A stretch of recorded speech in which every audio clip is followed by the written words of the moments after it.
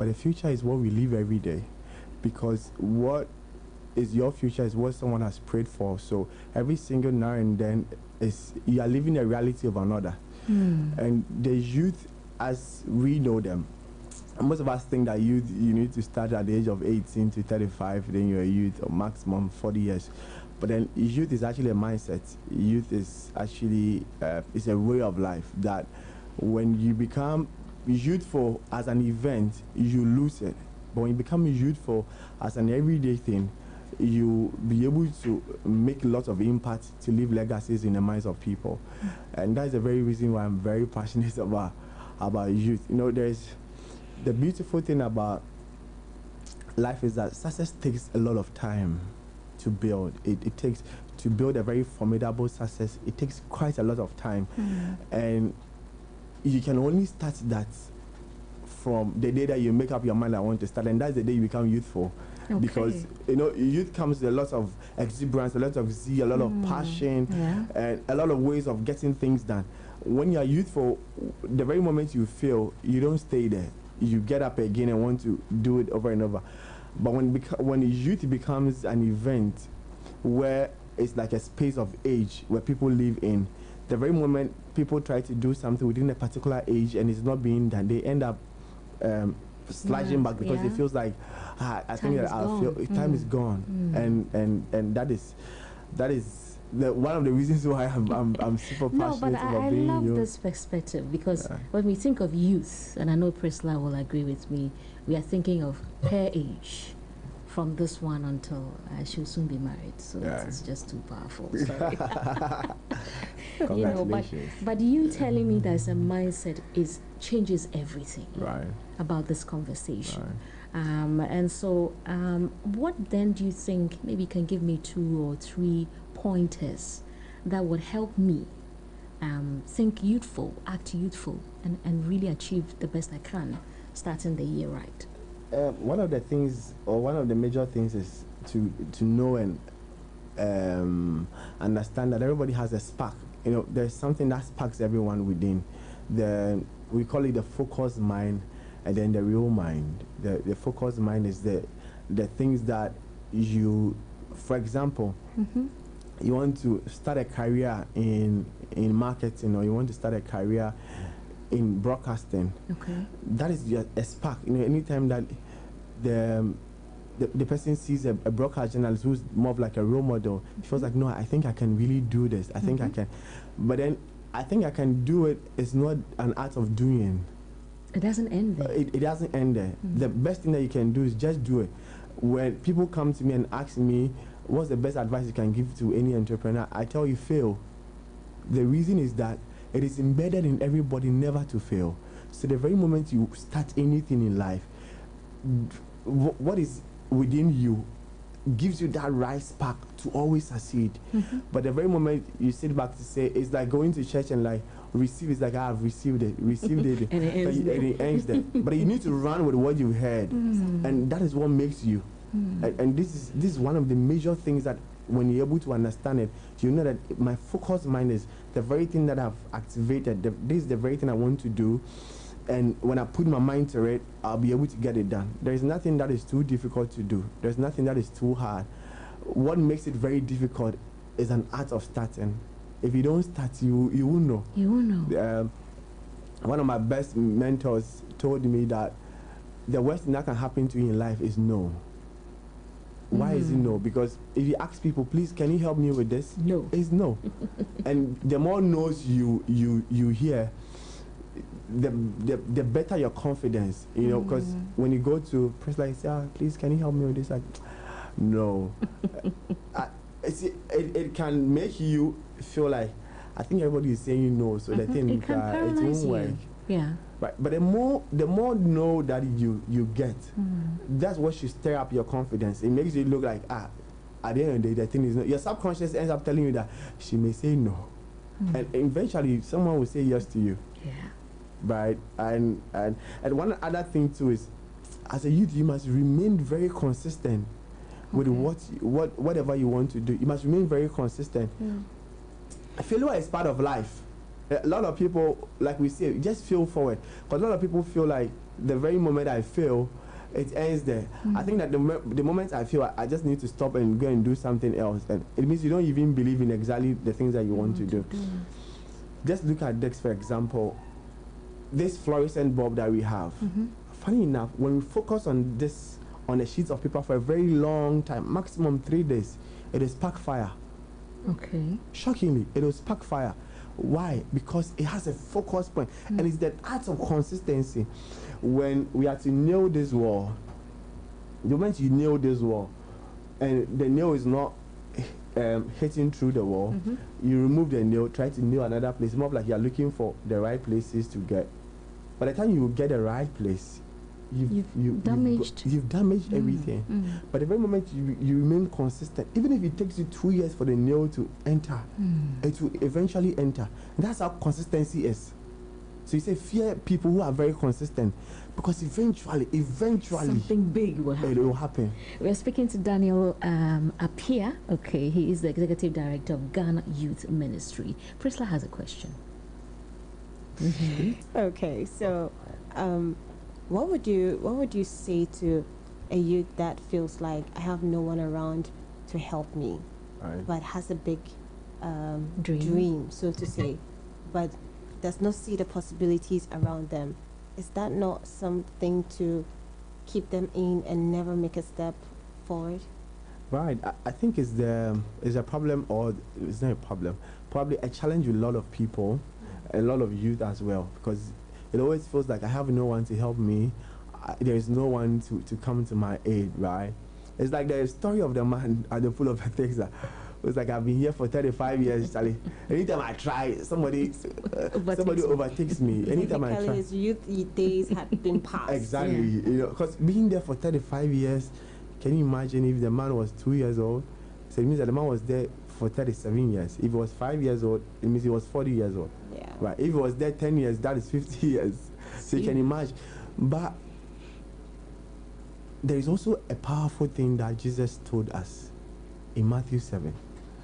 That ask, you may not receive it. When you seek, you may not even find.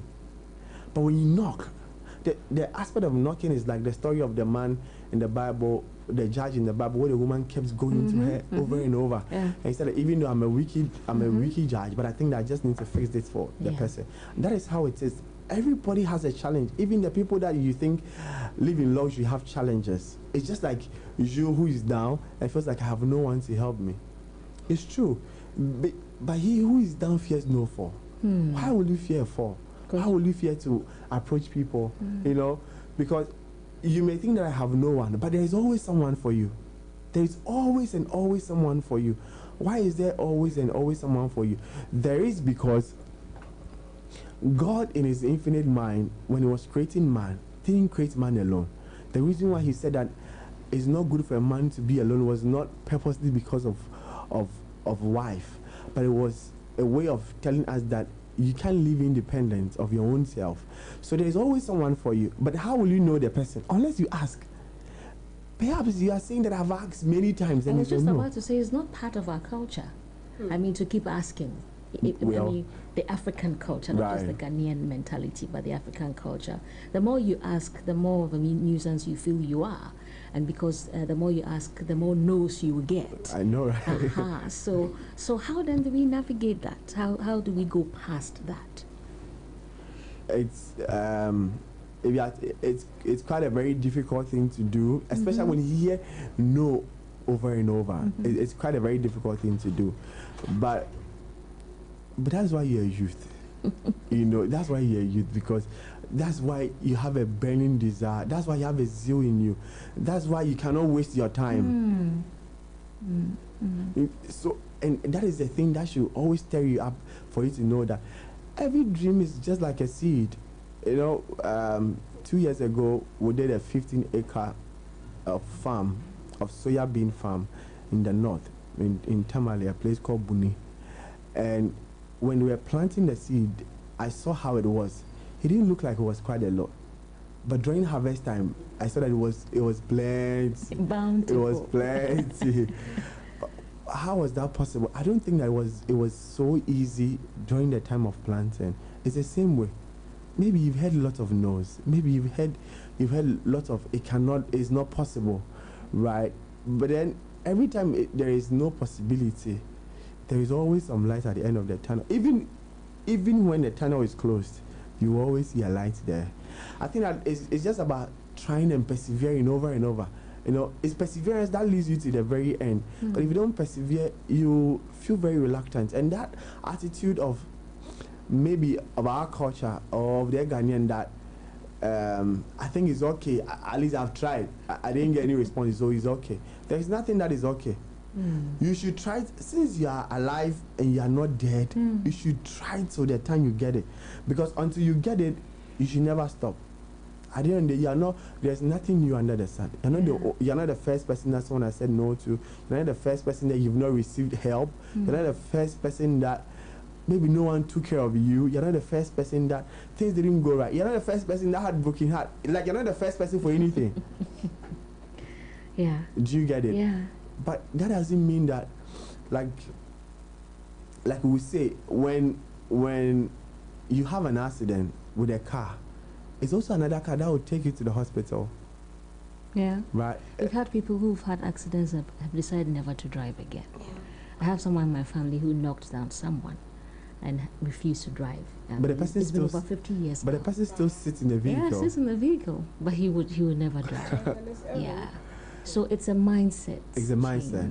And like you're saying, once you think youthful, you will be able to achieve more, because then there's zeal, there's focus. Yeah. And then when you're consistent, right, you will achieve the results. The power of consistency gives you a lot of results. The consistency it starts with effort, right? Just a little effort, just a little, and eventually you get a result. But if you don't put in a lot of effort, there's no sense. Like, you do a bit and pieces of everything here, you won't achieve anything. Focus is everything. So in empowering the youth, so you had this and you didn't give it to me. So in empowering the youth, you are saying that it's important for you to have a mindset change. Right. You are saying that it's important to remain focused at whatever it is you want to achieve. Yes. Let the fire and the passion you have keep you going, so you can be consistent at it. But you as being an executive director of Ghana Youth Ministry, how has it been so far? And what do you see the youth, and in youth, not the mindset, but the youth that you're working with as a people? Maybe like 2 minutes. Yeah. Well, it's been a blessing at Ghana Youth Ministry over the last 13 years since we started gathering youth together. It's been quite amazing, even though quite challenging, because different mindset, different perspective, everything quite different. But it also helped me as a person to know that it is always possible in gathering people, and those people eventually become exactly what you want them to be, or how you envision them to be. Let me put it that way. Why? Because we have an annual event that we organize called Youth Fest, and we started way back when I was in the university.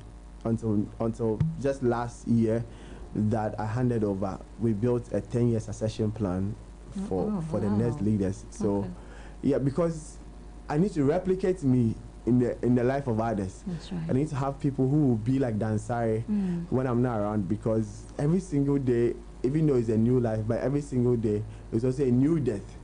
And you never know when you will live or you will die. Even though we all pray for long life. Right, so if you ask me, Ghana Youth Ministry, it's been good, even though quite challenging, because everybody has their own perspective. Everybody has their own mindset. But when we come together, it is just one mission and one goal. And what is that goal? The goal is to be able to develop the Ghanaian community. The goal is to be able to build a society that is formidable. The goal is to give people voice in the knowledge economy, because if you're a Christian and you don't have any technical know-how about the things that happens within the economy of Ghana, you just be floating. Exactly. You know, but then because we have lots and lots of examples, even with our fathers in the Bible. Look at a man like Daniel. a hierarchy. We call him a principality in education-wise, spiritually, all of that. He was just. What is reading for him? And as a youth, if you don't read, you will know. If you don't read, you will know.